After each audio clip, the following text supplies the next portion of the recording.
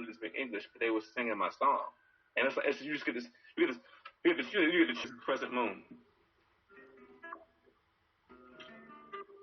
Oh. Mm-hmm.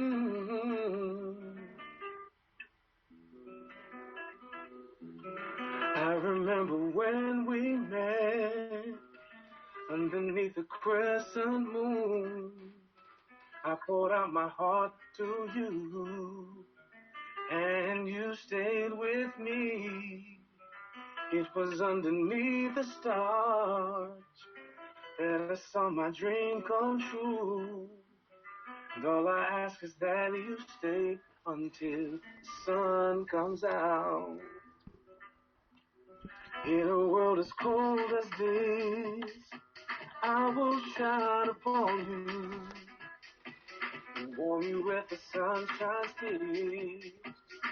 Each time that we embrace, and even when you feel alone, I am there beside you, reminding you of love we shared beneath this crescent moon. I never thought I'd find someone who loved me in the ways that I have read in storybooks. In a time when nothing's guaranteed, I vow that I'll surround you with my love. So won't you stay with me beneath this crescent moon? Mm-hmm.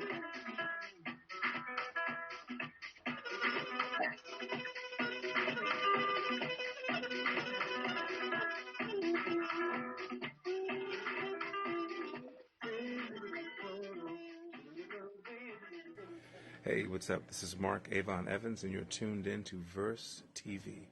That's hashtag VERSTEAV. Make sure you like, subscribe, and share often. I'll be with you guys all week. See you soon. Peace. Everybody has a stage name. So what your stage name, is it your actual birth name, or is it like, where did it come from? It's my birth name. I mean, obviously Marc Evans was commonly used. So, for example, my entire house career is Marc Evans.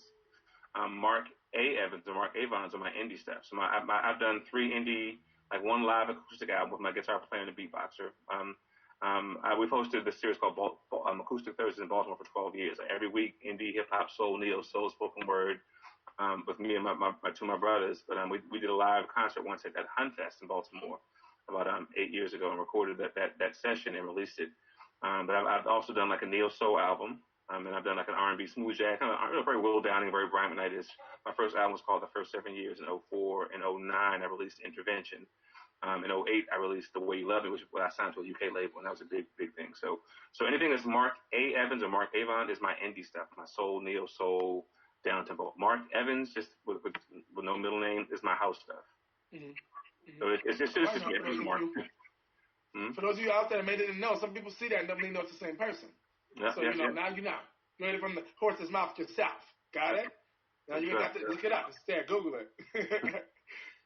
You have 7 albums. If you had to pick your favorite album that you recorded or created, what would it be and why? It's like saying I also have 7 children. So literally, it's what's your favorite child? Ooh.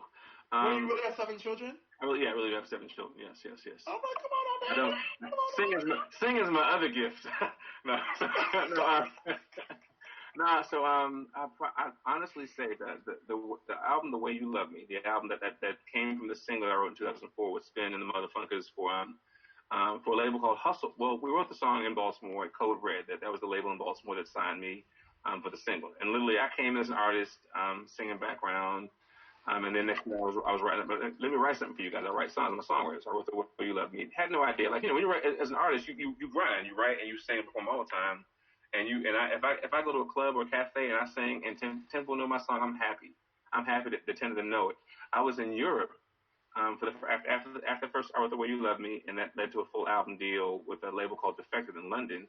The next year I was in London performing 15 minutes. Like, you play in a band, you play for 2-3 hours for $100, some beers and wings, right. So I get a phone call from. I'm on the ground right now. That's what I'm doing. Right. Come on, man, come on, and I love that too. That's real. That's right. We're working. We're working. We do it for the love, no doubt. Love and the wings. Come on. But I was in London the next year doing 15 minutes, doing 2 original songs. I did a bit of Luther Vandross, in between, a little medley of 2 of my songs and Luther to have a 15-minute set. I flew to London. They paid me. They put me in a flight. They put me in a hotel, and I sang for 15 minutes. It felt the weirdest thing. But I stepped on stage. It was called the Southport Soul Weekend there in 2005, November of 2005. And I sang The Way You Love Me. And there were 5,000 Europeans. Half of them didn't speak English, but they were singing my song. And you just get this, you get the chills. You get the, oh my God. I feel when I feel it myself to tell the story. But it's like the first time it's like oh my God. And you walk around and, oh, Mark, your song touched me. They're a little buzzed, but they were in tears. Your song, you came to me when I needed love. They quote the lyrics and they're in tears.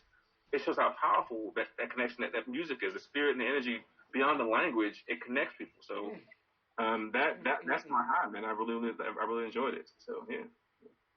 Oh, I feel like I'm just on cloud 9. Keep talking. If you went on a 3-month trip to a desert island with electricity, Dale, and you could only take one of your albums and one more from another artist. One of their albums, what would you bring and why? So again, you're on a 3-month trip, desert island, with electricity. You can only take one of your albums and one album from another artist. Which one would you take and why? So it's still The Way You Love Me. In that time of writing that album, I was the most focused on writing, and I had a budget, and I could just work. I could just be an artist, and not have to work. So The Way You Love Me, because I wrote some great songs in that time period with that production team, and then one other album. Ooh, that's hard. Doesn't have to be yours. It could be another artist. You never know.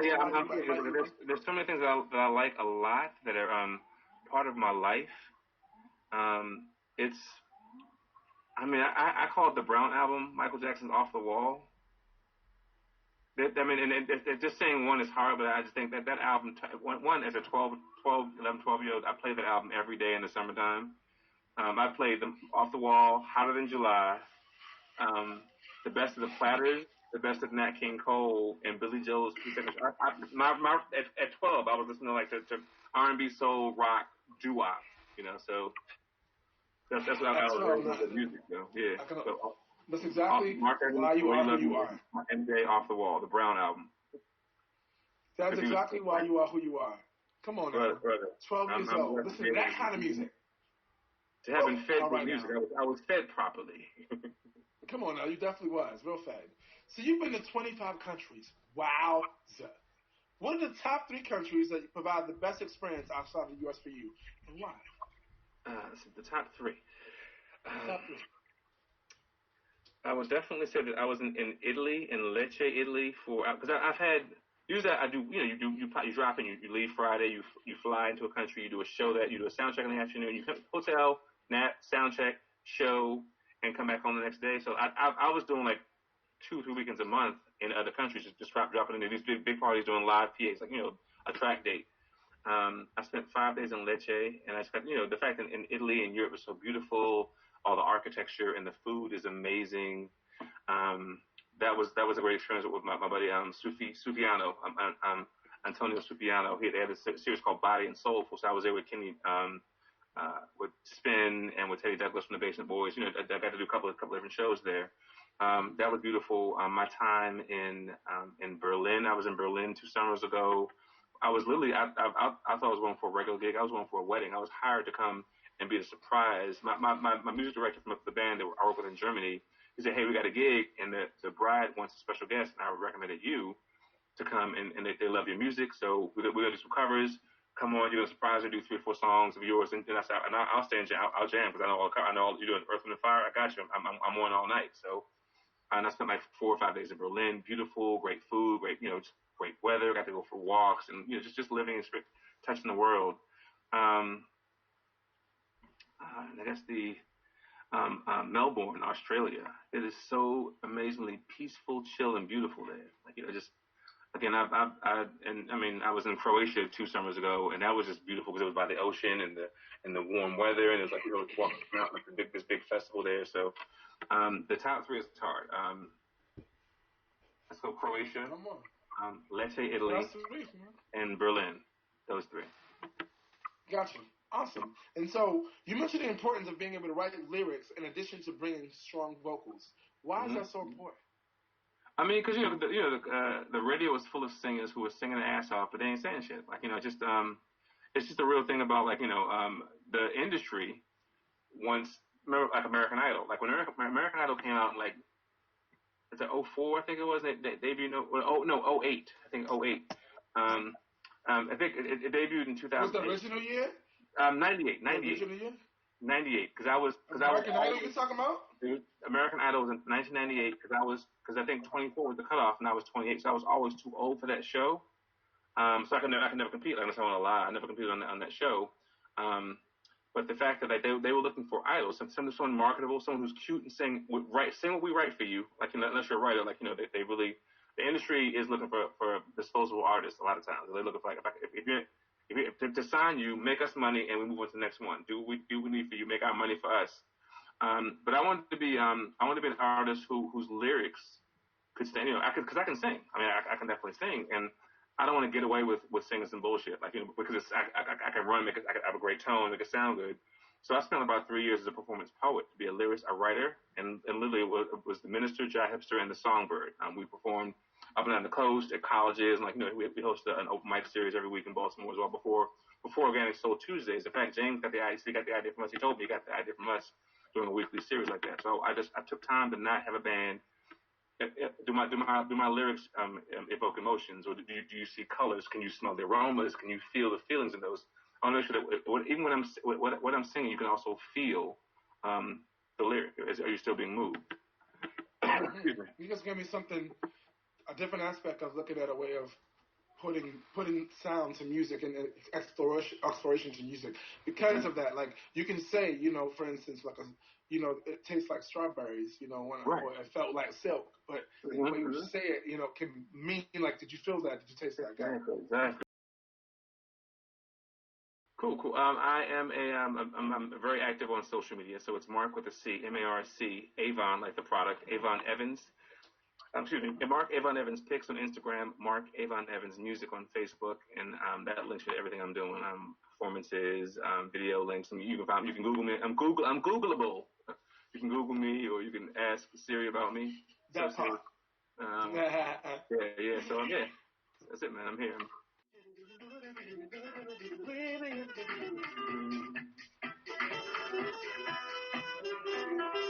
I never thought I'd find someone who loved me in the ways that I have read in storybooks. In a time when nothing's guaranteed, I vow that I'll surround you with my love. Won't you stay? Hey. It was underneath the stars that I saw my dream come true. And all I ask is that you stay until the sun comes out. Remembering the love we shared beneath this crescent moon. Underneath the moon. Underneath the moon.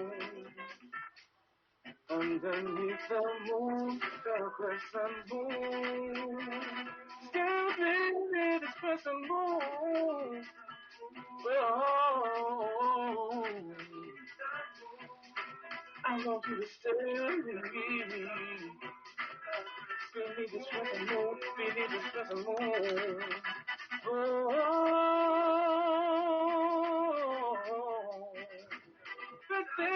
that lady, stay with me. Oh,